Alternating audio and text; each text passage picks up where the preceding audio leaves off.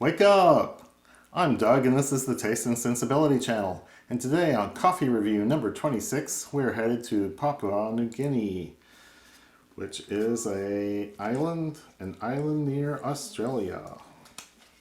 So I find these things in my Coffee Obsession book, which is full of maps of coffee growing regions around the world. This is a wonderful book by Annette Muldver, and I'll have a link to it down below.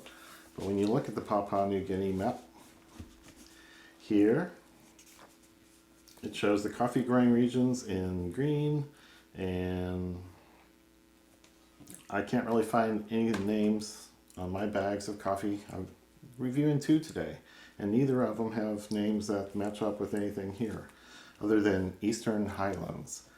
So I did a little more research and started finding things on the internet and finding where these places might be. And actually, the map in the book isn't great about showing where Papua New Guinea is. So here's the island. It's split into two different countries.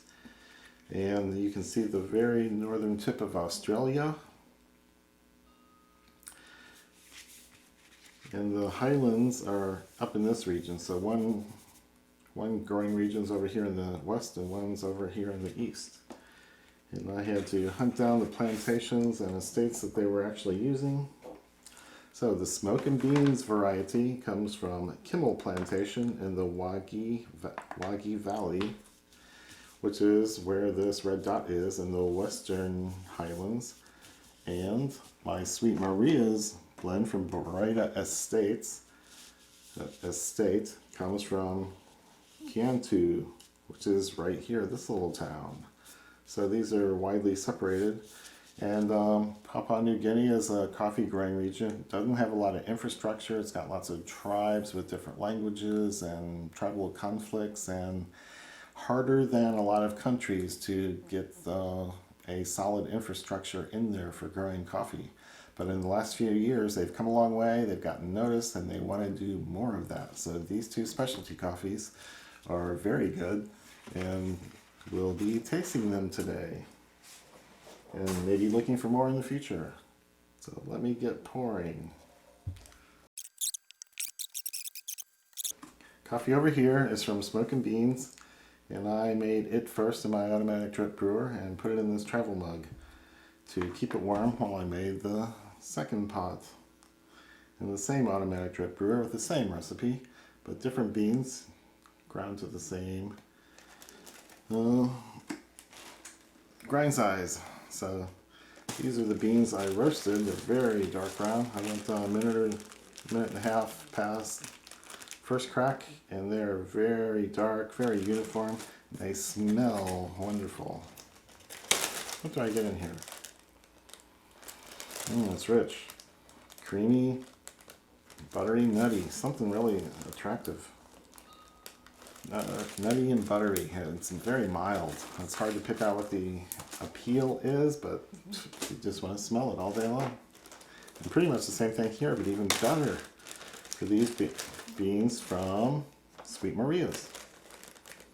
Wow. Tried to roast them to the same level. They're about the same, nice dark brown.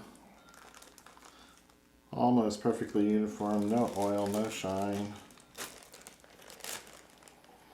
They're a nice satiny finish on the outside, and they just smell amazing. Buttery, creamy, nutty, and an unnamed note. But we will get in and get tasting.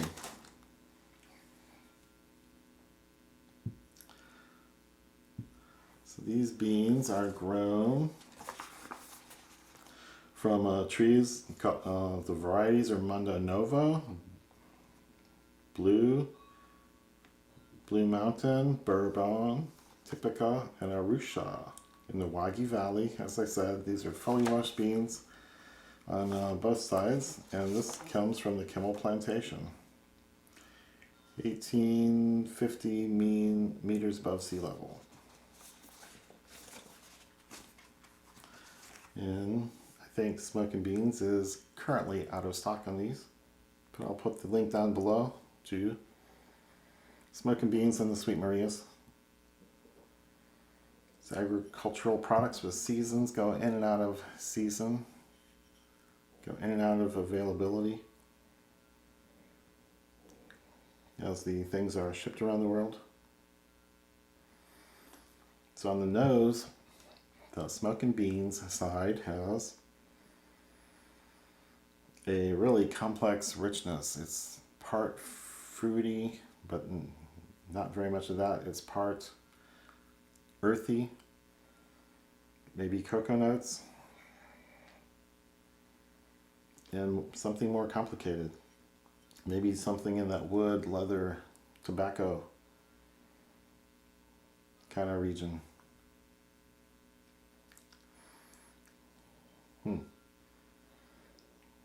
Let's see if this nose is any different.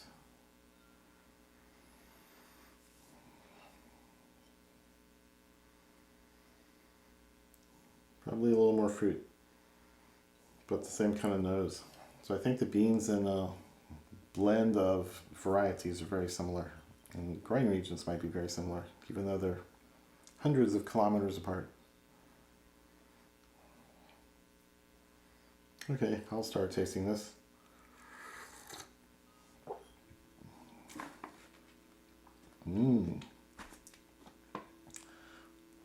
There's a fruitiness, a sweetness, a caramel note. And I can't really say a fruit, it's very vague. Plum is what I always say, and that's about it. Maybe a red plum or a black plum. Maybe dark berries. And then the mid palate's just very full, rich, full bodied. No real acidity, no tartness. There is kind of a tartness to it, but I don't associate it with an acidity in the coffee. It's not a lemon or citrus note high up. It's not a sensation on my tongue. It's a tanginess from the fruit. And I don't really think it's acidity in the coffee. But the mid palate is just full. The earthiness is very clean in it. And the cocoa notes aren't really well defined as cocoa. I don't know what that is.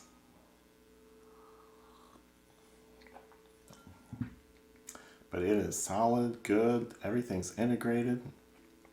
It's just a wonderful taste without any of the darker, earthier notes that a lot of the Indonesian coffees have. I didn't go quite as dark on these as some, but this is a great roast level for this and a very complex nose and palate. I don't know what to call anything, but it's good, and I've been drinking it and enjoying it.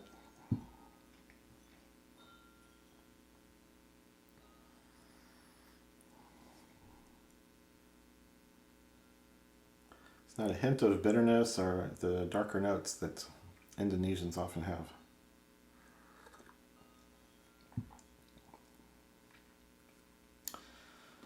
Fruity but low intensity, caramel but low intensity, and the sweetness that goes along with either of those is really low intensity. So it's not sweet, but it's very pleasing and pleasant.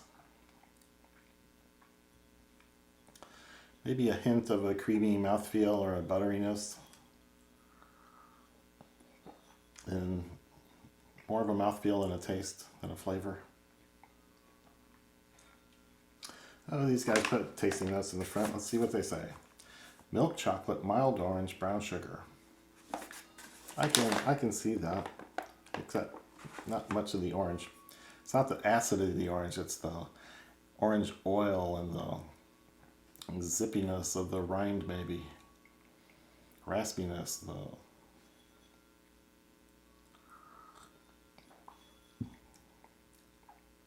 the buzz of the zest and rind. It's the orange oil and not the acid. If I can claim orange. Yeah, and the chocolate's really mild, so milk chocolate's a good description, but I wouldn't have thought of that. Certainly not dark chocolate, and it's certainly not bitter. So this is really interesting. I'm going to save the cream for later, after I taste the other one. I should have brought mouth rinsing equipment, but I didn't. So I'll just start right in on this side over here and see how it's different. And we have very similar growing conditions. Elevation is about the same. This is 1700, and these really aren't the growing conditions provided by Sweet Maria. So it's the Beretta Estate in the Eastern Highlands. General description of their varieties and elevation. So 1700 to 1850 meters, Ruscia, Bourbon, Mondo Novo, in a fully washed process.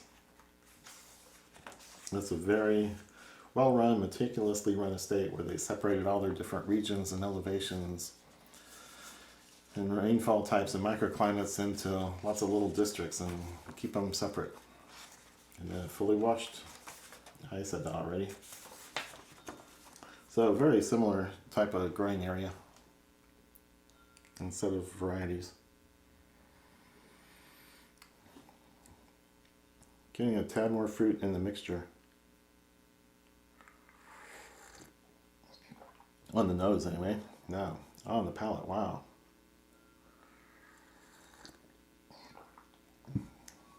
Flavors are probably a little bit bigger. The fruitiness, oh wow, it really popped out as more of an orange on over here.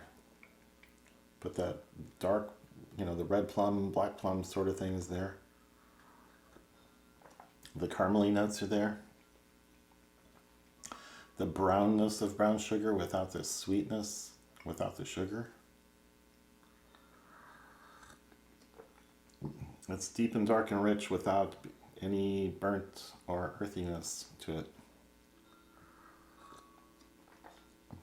Don't really connect with a chocolate or cocoa note. It's not dark chocolate for sure.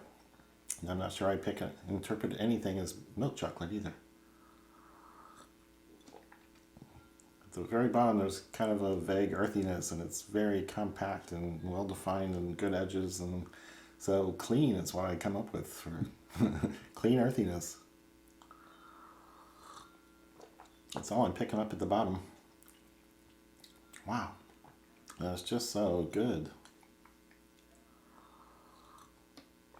So I would say the differences between these two sides are not really worth mentioning. You'd have to do different roast levels, or a better taster than I am would have to take a look at these and see what they come up with. And they're very similar, very good.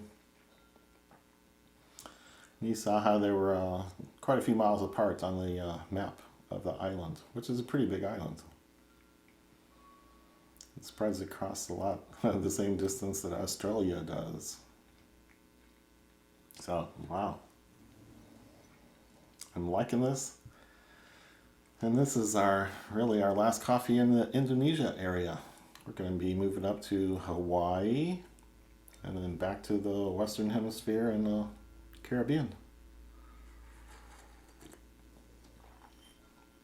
So I've really enjoyed the Indonesian coffees. They're different. I treated them better. I treated them differently.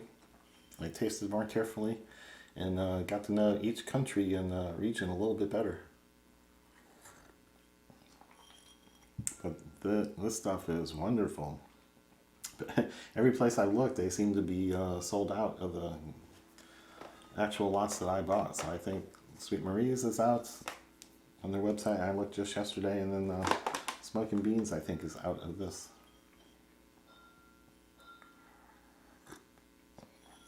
So I'll put the links down below, and you're probably watching this a year or two in the future, because nobody's watching now.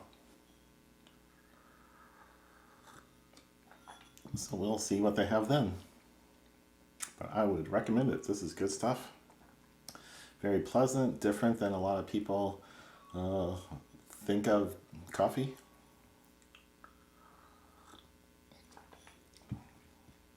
So I'm enjoying it, and I'm about to put cream. Go back to the Smokin Beans side and try it with cream. And I'm enjoying the fruitiness keeps coming up and up and up in intensity as it cools off, and I drink more and it gets all over my palate. So the fruity note might be what sticks out the most.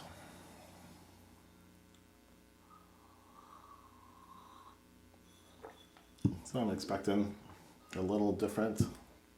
Ooh. Here I am, I'm going to spill again. Let me do this over a large absorbent surface. So when it spills, I can just throw it away. Get rid of it.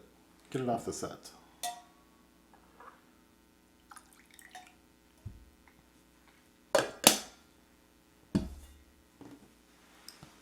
There.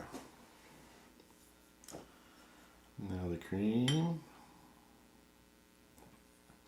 So I don't really expect these to be very different regarding how they interact with the cream, since they're so similar otherwise. But that's why we do the experiments. So we do get surprised once in a while. Ooh, smells creamy, smells like chocolate milk. Plus a little something. Wow. That's just bliss. I don't put cream in coffee much. It's not a daily thing. I might eat at a restaurant. But this half and half has a lot of sweetness, has a lot of fat. Totally changes the mouthfeel and totally changes the flavor. So it's much more buttery, creamy, flavor-wise, mouthfeel-wise. And most of the notes turn into chocolate. That is just wonderful. And I'm expecting about the same thing over here. So I'll just go ahead and do that.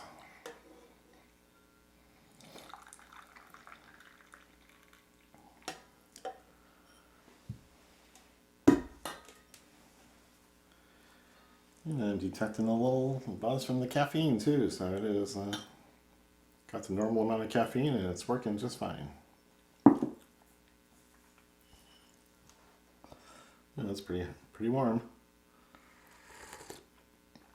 Okay, the Sweet Maria's coffee from Florida State.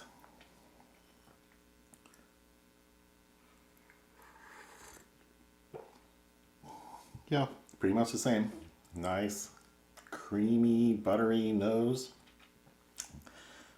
that smells more like chocolate than coffee.